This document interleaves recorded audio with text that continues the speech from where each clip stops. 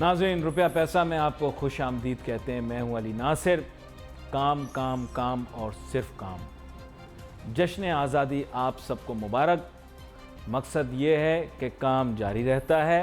ईद का तीसरा दिन भी है।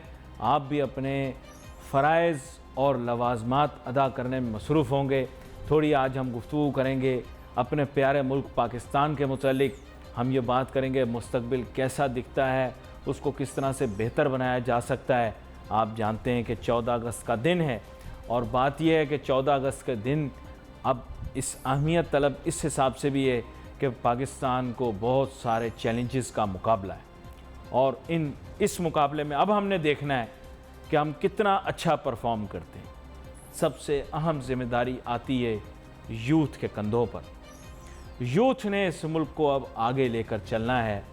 अफसोस की बात यह है कि हमारे यहाँ पिछली जनरेशन्स ने शायद कुछ ऐसी चीज़ें की हैं जिसकी वजह से मुल्क में जो हालात पैदा हुए हैं, अब उनको ठीक करने के लिए हमारा सारा का सारा, जिसे आप कह सकते हैं कि बोझ जो है वो यूथ पे ट्रांसफ़र हो गया। तो आज के दिन की ज़रूरत भी ये है कि हमारे मुल्क की अक्सरियती आबादी यानी हमारे मुल्क के नौजवान ये बताएं कि मुस्तकबिल में कैसा दिखाई देता है, इस मुल्क के लिए क्या क्या किया जा सकता है, क्या क्या काविशें कोशिशें की जा सकती हैं, क्या माने खेज़ डिस्कोर्स और गुफ्तगू की जा सकती है, क्या उस पर अमल दरामद किया जा सकता है। ये नई हुकूमत भी इसी नारे पे आई थी कि नौजवानों को मौका मिलेगा। अब दूर दूर तक देखता हूँ नौजवानों को कितना मौका मिला। अब इमरान खान साहब को भी जश्न आज़ादी भी मुबारक कहता हूँ, ईद मुबारक भी कहता हूँ और बिलखुसूस कहता हूँ कि ये प्रोग्राम देखें। और भी तमाम लोग जो जाल के अंदर और जाल के बाहर हैं वो भी अभी देख रहे होंगे। मुल्क तो हमारा प्यारा है, चाहे आप उस तरफ हो या आप इस तरफ हो। मेरे साथ मेहमान मौजूद हैं जनाब अली मोइन नवाज़िश साहब, जो कि हमारे मुल्क के एक यूथ में उन्हें कहूँगा एक्टिविस्ट हैं। इसके अलावा सोशल मीडिया के ऊपर बड़े मुतहरिक रहते हैं, अखबारों में कालम भी लिखते हैं, माजी के अंदर बड़ी कंट्रोवर्सीज़ भी क्रिएट करते रहे हैं। इनको आगाज़ में सबसे पहले हमारी जानिब से ईद मुबारक और उसके साथ साथ जश्न आज़ादी मुबारक। जी अली मोइन नवाज़िश साहब, कौम के लिए छोटा सा एक पैगाम भी दें। आप अली भाई, आपका बहुत शुक्रिया, आपने मुझे बुलाया। आपको भी जश्न आज़ादी मुबारक हो, ईद भी मुबारक हो। उम्मीद है आपने ढेर सारा बारबेक्यू भी खाया होगा मेरी तरह इन ईद के दिनों में। और मैं आपके प्रोग्राम से इस मीडियम से पूरे पाकिस्तान को जश्न आज़ादी मुबारक भी कहना चाहता हूँ और ईद मुबारक भी कहना चाहता हूँ। और ये खुशियों के मौके होते हैं, इनको अच्छी तरह खुशी से सेलिब्रेट करना चाहिए। कम ही आज कल दिनों में मिलते हैं, लेकिन जब मिलते हैं तो मेरे ख्याल इनका भरपूर फ़ायदा उठाना चाहिए। बड़ी अहम बात आपने की है। अब अली मोइन नवाज़िश साहब, मैं ज़रा मौजू की जानिब आता हूँ। हर किसी की नज़रें जो हैं इस वक्त किसी न किसी तरीके से टिकी हुई हैं इस मुल्क के मुस्तकबिल और इस मुल्क की तरक्की से, और देखना चाह रही हैं कि आखिर भाई क्या होने वाला है। सच बात ये, मैं तो इसको एक्सेप्ट कर लेता हूँ, पिछली जनरेशन्स के अंदर अच्छे लोग रहे होंगे, लेकिन ये जो मामलात हुए हैं, मैं ये कह सकता हूँ कि उनकी ज़िम्मेदारी भी है जो हालात यहाँ तक पहुँचे। मुल्क के नौजवान क्या सोचते हैं अली मोइन नवाज़िश साहब? बात यह है कि बहुत सारे लोग तो नाला हो गए, कुछ लोग सच बात है कि थक गए, कुछ लोग परेशान हो गए, कुछ मुल्क छोड़ गए, लेकिन चंद लोग अभी भी डटे हुए हैं, चाहते हैं। पढ़े लिखे लोगों की बात कर रहा हूँ, चंद लोग डटे हुए हैं, कहते हैं आज भी मुल्क ठीक होगा, हमें इसको आगे लेकर चलना है, मस्बत समत में लेकर चलना है। बहुत से लोग अली मोइन नवाज़िश साहब मुल्क के नारे तो बहुत लगाते हैं, लेकिन जब वक्त पड़ता है तो फिर वो किसी और मुल्क में चले जाते हैं, वहाँ के स्कूलों, कॉलेजों, यूनिवर्सिटियों में पढ़ाते हैं, वहाँ के इदारों के लिए काम करते हैं और अपने डीपी के ऊपर पाकिस्तान का झंडा लगाकर ये समझते हैं कि फ़र्ज़ अदा हो गया। मैं आज आपसे पूछना चाहता हूँ, क्या फ़र्ज़ अदा हो गया? क्या ज़िम्मेदारी पूरी हो गई? आपने बड़ी अच्छी बात की कि नौजवान क्या समझते हैं और पुरानी जनरेशन्स ने क्या किया है। देखें, हमारी जो जनरेशन है या मेरी जो जनरेशन है, जब हम पैदा हुए थे तो हम एक क्राइसिस वाले पाकिस्तान में पैदा हुए थे, जहाँ पर वॉर ऑन टेरर भी था, जहाँ पर टेररिज्म भी था, पॉलिटिकल अनसर्टेनिटी भी थी, मार्शल लॉ भी था, जमहूरियत कमज़ोर थी, मीडिया भी आज़ाद नहीं था।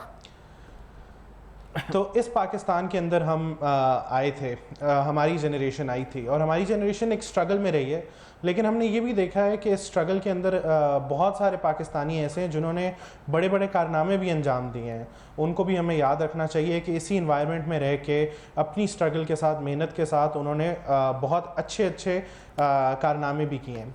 लेकिन जब हम यूथ एट लार्ज की बात करें जी, अगर हम उनसे उम्मीद रखना चाहते हैं, हम चाहते हैं कि ये यूथ कंट्रीब्यूट करे, तो हमें इनको मौके देने पड़ेंगे, हमें इनको टूल्स देने पड़ेंगे। एक बंदा जितना भी टैलेंटेड हो, पेंटर हो, ज़बरदस्त किस्म की पेंटिंग बनाता हो, लेकिन अगर आप उसे ब्रश नहीं देंगे तो वो पेंटिंग नहीं बना सकेगा। सही कह रहे हैं आप। यही हमारे यूथ का भी इशू है। अच्छा, मैं आपसे कहना चाहूँगा कि उनको तालीम दे रहे हैं। 3 देरीना उसूल ऐसे बताए हमारे मुल्क के लिए। आप इस्लामाबाद के अंदर देखें, पहाड़ी के ऊपर लिखा हुआ है ईमान, इत्तेहाद, तंजीम। तो मैं आपसे यही पूछना चाहता हूं कि ये 3 देरीना उसूल तो हैं मुल्क के लिए, लेकिन अमल दरामद हो रहा है? देखिए, सब्जेक्टिव बात है कि कौन अमल कर रहा है, कौन नहीं कर रहा। कुछ लोग करते भी हैं। अगर मैं कहूँ नहीं हो रहा तो मैं उन लोगों को के साथ ज़्यादती कर रहा हूँगा, और अगर मैं कहूँ कि सब कर रहे हैं तो ये भी गलत बात होगी। लेकिन ये है कि हमें असूल तो पता है, हमें सिमत तो पता है। सही कह। तो इसकी तरफ हमें सिर्फ चलना है, और हम अभी तक चल नहीं पा रहे। और उसकी क्या वजह है? देखें, अगर पाकिस्तान को, जिस तरह आपने कहा 14 अगस्त का मौका है, अच्छी बातें भी करनी चाहिए, जश्न भी मनाना चाहिए, लेकिन मेरा ख्याल है बेहतरीन जश्न ये है कि हमें पता हो कि क्या क्या काम हमने आने वाले साल में करने हैं, आने वाले सालों में करने हैं, ताकि हमारा मुल्क इस दलदल से निकले। एक, हमें डेवलपमेंट के ऊपर फोकस करना है, अपने नौजवानों को स्किल्स देनी है, उनके टैलेंट को ऊपर लाना है। इसके साथ साथ हमें एम्प्लॉयमेंट के, नौकरी के मौके क्रिएट करने हैं, क्योंकि मईशत के हालात में तो आप रोज़ बात करते रहते हैं, आपको मुझसे बेहतर पता है कि इस वक्त इकॉनमी बड़ी एक मुश्किल हालात में है, और लोगों के लिए ईद और 14 अगस्त जैसे शायद इवेंट सेलिब्रेट करना भी इतना आसान नहीं रहा। तो इसमें हम आसानी कैसे पैदा कर सकते हैं, ये बड़ा ज़रूरी है। अच्छा, यहाँ पर एक चीज़ आपके सामने लाना चाहता हूँ कि तंजीम यानी डिसिप्लिन दिखाने का जो बेहतरीन मौका होता है वो 14 अगस्त यानी हमारे आज़ादी का दिन है।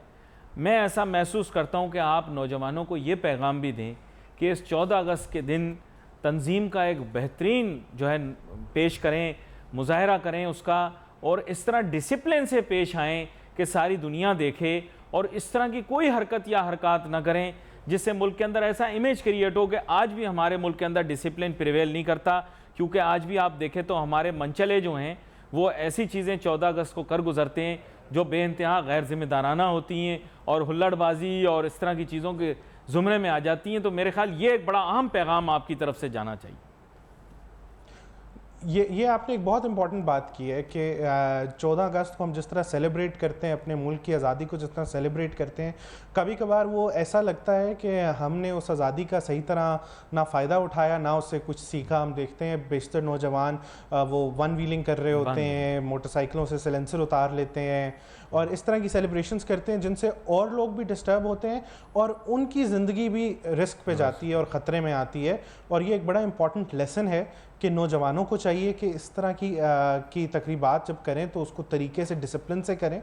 और उसके साथ साथ देखें, सेलिब्रेशन पूरी दुनिया में होती हैं आज़ादी के मौक़ों पे, ईद के मौके पर, लेकिन अगर इसमें डिसिप्लिन मेरा ख्याल है हमारी थोड़ी लोकल इंतज़ामिया को भी देखना चाहिए कि अगर आप सेलिब्रेशन के लिए मुख्तलिफ जगहों के ऊपर कोई मेला लगा दें या कोई इस तरह का इत्माम कर लें कि लोग फिर सड़कों पे सेलिब्रेट ना करें, तो उससे भी बड़ा फ़र्क पड़ता है। तो मेरा ख्याल है ये ड्यूल साइडेड है जो होना चाहिए।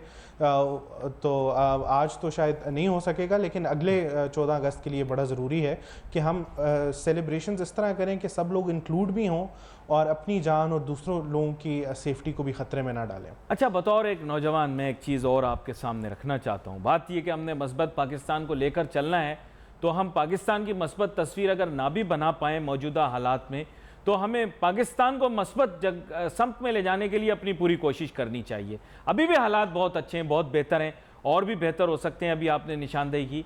लेकिन बात यह है कि बहुत सारे हमारे जो नौजवान हैं, यकीन करें उनको 14 अगस्त की अहमियत का भी नहीं पता, बल्कि चंद ऐसे नौजवान हैं जो कि 23 मार्च और 14 अगस्त को हुआ क्या इससे भी शायद वाकिफ़ नहीं है। और कभी कभार तो पार्लियामान में भी ऐसे सवाल हमारे चंद साथी सहाफ़ी पूछ लेते हैं तो जवाब नहीं मिलता। आपके ख़्याल से अगर तालीम भी पाकिस्तान के मुतालिक या मुताला पाकिस्तान के अंदर, पाकिस्तान स्टडीज़ के अंदर दिए मौज़ूआत भी अगर इस नौइयत के हों, बहुत फैले हुए ना हों, तो बेहतर ना होगा कि हमारे नौजवानों को सही तालीम दी जाए और सही बताया जाए, ना कि इतनी सारी इन्फॉर्मेशन दे दी जाए? देखिए, तारीख़ के साथ तो जब तालीम की बात करें या मुतालिया पाकिस्तान की बात करें तो अफसोस से कहना पड़ता है कि नौजवानों को कभी कभार शायद सही तारीख़ भी नहीं बताई जाती और तारीख़ में इतनी दिलचस्पी भी नहीं होती। लेकिन मैंने एक चीज़ ज़रूर देखी है कि अब जब सोशल मीडिया आया है तो बहुत सारे ऐसे वाक़यात और बहुत सारी तारीख़ की इम्पॉर्टेंट चीज़ें वो लोगों तक उनकी रसाई हो गई है, चाहे वो कायदे आज़म की पुरानी स्पीचेस हों, चाहे वो वीडियोज़ हों, तो उससे बड़ा फ़र्क पड़ा है और उससे एक स्पिरिट भी 14 अगस्त का नज़र आता है। लेकिन आपकी बात बिल्कुल ठीक है, तारीख़ से हमें सीखना चाहिए और इसी तारीख़, पाकिस्तान की जो तारीख़ है ना, ये स्ट्रगल की तारीख़ है। जी जी। और ये हमारी कौम के अंदर एक बड़ी सलाहियत है कि वो हर सिचुएशन के अंदर स्ट्रगल करती है। देखें, दुनिया में कितने ऐसे मुल्क होंगे कि जहाँ पर अल्लाह ना करे धमाका होता है तो अगले दिन उसी सड़क पे, उसी बाज़ार में, उसी रोड के ऊपर लोग उसी तरह निकल आते हैं और अपनी ज़िंदगी को जारी रखते हैं। ये एक बहुत ये जो हमारे अंदर एक टॉलरेंस है और हमारे अंदर एक एबिलिटी है किसी भी क्राइसिस के अंदर ज़िंदा रहने की और आगे बढ़ने की, ये बहुत इंपॉर्टेंट है। और इसी स्ट्रेंथ से मेरा ख्याल है आज पाकिस्तान चल रहा है और इंशाल्लाह चलता रहेगा। तो इस स्ट्रेंथ को हमें यूटिलाइज करना चाहिए और पॉजिटिविटी की तरफ लेके जाना चाहिए। नाजरीन, यहाँ पर लेंगे हम एक छोटा सा ब्रेक।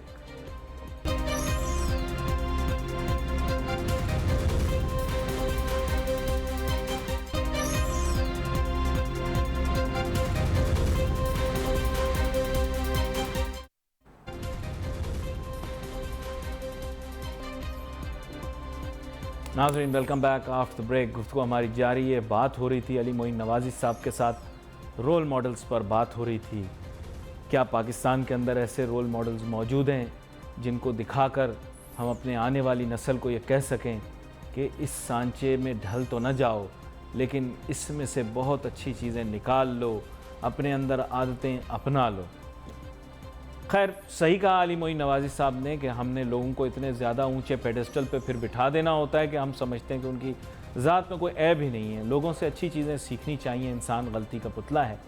अब थोड़ी मस्बत सम्त में चीज़ को लेकर जाते हैं। अली मोइन नवाज़ी साहब, अब बात यह है कि हमारी नई जनरेशन को आर्ट्स के बारे में जानना है, दुनिया जहाँ की तारीख़ के बारे में जानना है, सिर्फ पाकिस्तान की नहीं, कल्चर को समझना है, तारीख़ की और तारीख़ के अंदर मौजूद मुख्तलिफ़, जिसे मैं कहूँगा लोग जिनको मुख्तलिफ़ फ़न और हुनर आते थे, उनकी इज़्ज़त करना सीखनी है। फिर उसके अलावा खेल के मैदान में भी अपना नाम करना है। अनफॉर्चुनेटली मैं ये कह सकता हूँ कि जो वसाइल रखते भी हैं लोग, वो भी इस जानिब नहीं आते। पाकिस्तान के अंदर कितने ऐसे लोग हैं जो आज़ाद ख़याल, आज़ाद सोच, आज़ाद फ़िक्र के हामिल होने के बावजूद ना आर्ट्स, ना कल्चर, ना स्पोर्ट्स की तरफ कोई कंट्रीब्यूट करते हैं। माजरत के साथ एक सवाल का जवाब देना अली मोइन नवाज़ी साहब, मुझे आपने पढ़ा, मैंने सुना आप पोजीशन होल्डर भी थे, कितनी किताबें ऐसी पढ़ी जिनके मुसन्निफ़ पाकिस्तानी थे? क्या जदीद उलूम के अंदर ऐसे लोग मिले आपको? नहीं, आपने बड़ा टफ सवाल किया है, लेकिन मैं बता सकता हूँ कि एटलीस्ट मैंने पॉलिटिक्स पढ़ी, इंटरनेशनल रिलेशंस पढ़ा और मुझे बहुत सारे ऐसे ऑथर्स मिले जो पाकिस्तानी हैं, जो बाहर मुख्तलिफ यूनिवर्सिटीज़ में तो बड़ी अच्छी जगहों पे प्रोफेसर्स भी हैं। तो मैं तो कहूँगा कि ये बड़ी ज़बरदस्त बात है। और अगर आप स्टडीज़ देखें जो एकेडेमिया के अंदर पब्लिश होती हैं, उसमें भी पाकिस्तानियों का एक बड़ा नाम है जी। हमें ये भी याद रखना चाहिए कि 2 पाकिस्तानियों ने नोबेल इनाम भी लिया है। हमें ये भी याद रखना चाहिए कि अभी हाल ही में, अगर मैं सिर्फ पिछले साल की बात करूं, बहुत सारे पाकिस्तानी बच्चे हैं जिन्होंने स्पोर्ट्स के अंदर मुख्तलिफ लेवल पे, इंटरनेशनल लेवल पे तो नहीं लेकिन लोकल टूर्नामेंट्स और जो दो मुल्कों के दरमियान डिफरेंट कॉम्पिटिशन्स होते हैं उसमें की। अभी पिछले हफ्ते मैं देख रहा था वीडियो गेम कंपटीशन में पाकिस्तानी एक बच्चा है वो उसने जीता है। जी जी। तो ये बड़ी पॉजिटिव चीज़ें हैं कि लोग कर रहे हैं, और नौजवानों के अंदर जो सबसे अच्छी बात मैं ये देखता हूँ कि उनके अंदर एक जज्बा है। और अब चूंकि एक्सपोजर है, देखें पहले ये होता था एक्सपोजर लेने के लिए आपको दुनिया घूमनी पड़ती थी, ट्रैवल करना पड़ता था। अब अपने बैठे बैठे मोबाइल फ़ोन में ही आपको चाहते ना चाहते इतना एक्सपोजर मिल जाता है, आप दुनिया देख लेते हैं, दुनिया समझ लेते हैं अगर आप थोड़ी सी हिम्मत करें। तो इतना एक्सपोजर है और हमारे नौजवान इतनी अपॉर्चुनिटीज़ को अवेल भी कर रहे हैं, तो ये बड़ी एक मुस्बत बात है। लेकिन इस सब चीज़ को सिस्टमेटाइज करने की ज़रूरत है कि सिर्फ वो नौजवान जो बहुत ज़्यादा स्ट्रगल करता है उस तक ये मौके ना पहुँचे, बल्कि एक सिस्टम ऐसा हो जो ये सारी अपॉर्चुनिटीज़ हर नौजवान तक लाए और जिसके अंदर भी टैलेंट है उसको उजागर करे। ये मेरा ख्याल है सबसे बड़ा चैलेंज है इस गवर्नमेंट का, पिछली गवर्नमेंट का और आने वाली गवर्नमेंट का, कि हम अपने यूथ पोटेंशियल को सबसे ज़बरदस्त और अच्छे तरीके से किस तरह इस्तेमाल कर सकते हैं। पोटेंशियल तो हमें नज़र आता है, नौजवान करके दिखाते हैं जहाँ भी जाते हैं, लेकिन सबको वो अपॉर्चुनिटीज़ देना ये असल चैलेंज है। ये बात तो आपने कर दी, लेकिन अब मैं आपको और मुश्किल एक सवाल पूछूंगा। चीज़ मस्बत हो, बात ये क्या अच्छा पुराने वाले आसान थे पहले वाले भी आसान नहीं थे, ये और ज़्यादा मुश्किल है। बात यह कि मैं आपसे ये जानना चाहता हूँ, क्या हमारे मुल्क के नौजवान मुस्तकबिल में इस मुल्क की क़यादत संभालने के लिए तैयार हैं? क्या उनके अंदर वो स्टेट्समैनशिप, लिसनिंग पावर है, रीडिंग पावर और मामलात को कॉम्प्रिहेंड करने का सलीका तरीका है? क्या हम सोशल मीडिया के ज़रिए उनमें ये इनकलकेट कर रहे हैं कि दूसरे की बात सुनो, अपनी बात बताओ? क्या हम उन्हें जमहूरी तकाज़े सिखा रहे हैं? ये आपने बड़ा ज़बरदस्त और बड़ा अच्छा सवाल किया है। देखें, लीडरशिप जो है ना ये ट्रेन होती है। आप दुनिया के तमाम बड़े ममालिक देख लें, वहाँ पर पॉलिटिकल पार्टीज़ का सिस्टम ऐसा है कि लोग इंटर्न से स्टार्ट करते हैं और फिर वो वहाँ से लेकर ऊपर तक का उनका सफ़र होता है। यानी इंग्लैंड का कोई भी प्राइम मिनिस्टर रहा हो, उसने अपनी पार्टी में बिल्कुल नीचे से स्टार्ट किया होगा। ऐसा नहीं होता कि वो सीधा आप उसको मेंबर ऑफ पार्लियामेंट बना देते हैं या कहीं लगा देते हैं। उसकी एक पूरी स्ट्रगल, एक जर्नी होती है और वो ही बेहतरीन ट्रेनिंग होती है। हमारे यहाँ पॉलिटिकल पार्टीज़ ने अपने आप को उस तरह ओपन नहीं किया, जिसकी वजह से मुस्तकबिल की क़यादत जो है हम उतनी अच्छी ना तो ट्रेन कर पा रहे हैं, और दूसरा शायद इसलिए भी क्योंकि जो हमारा ताकतवर हल्का है वो चाहता है कि ताकत को, इख्तियार को और इक़्तिदार को वो अपने तक और अपने ख़ानदानों तक उसको रखें। और ये गवर्नमेंट भी आ गई, चलें प्राइम मिनिस्टर साहब की अगर डायनेस्टी पॉलिटिक्स नहीं है, बहुत सारे लोग उनके साथ हैं जिनकी पूरी फैमिलीज़ अरसों से, नस्लों से पॉलिटिक्स में हैं। तो ये एक बड़ी इंपॉर्टेंट बात है कि अगर नौजवानों को आपने तैयार करना है फ्यूचर लीडरशिप लेने के लिए, आप चाहते हैं कि वो आएँ, वो फ्रेश माइंड्स आएँ, वो नए आइडियाज़ आएँ जो पाकिस्तान के मसाइल हल कर सकें और ईमानदारी से और मेहनत से काम कर सकें, तो हमें इक़्तिदार को हर एक के लिए ओपन करना पड़ेगा, एक्सेसिबल बनाना पड़ेगा और नौजवानों को इनकरेज करना पड़ेगा कि आएँ, ये संभालें। हर तबके का शख्स आज भी पाकिस्तान की सियासत में पार्टिसिपेट नहीं कर सकता। क्यों नहीं कर सकता, जवाब लेंगे, लेकिन एक छोटी सी ब्रेक के बाद।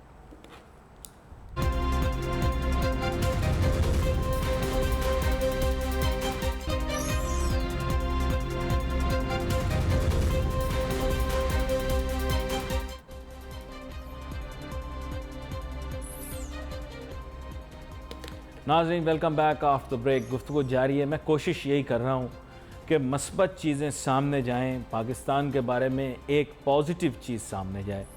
बात यह है कि हालात को बेहतर करना भी तो ज़रूरी है।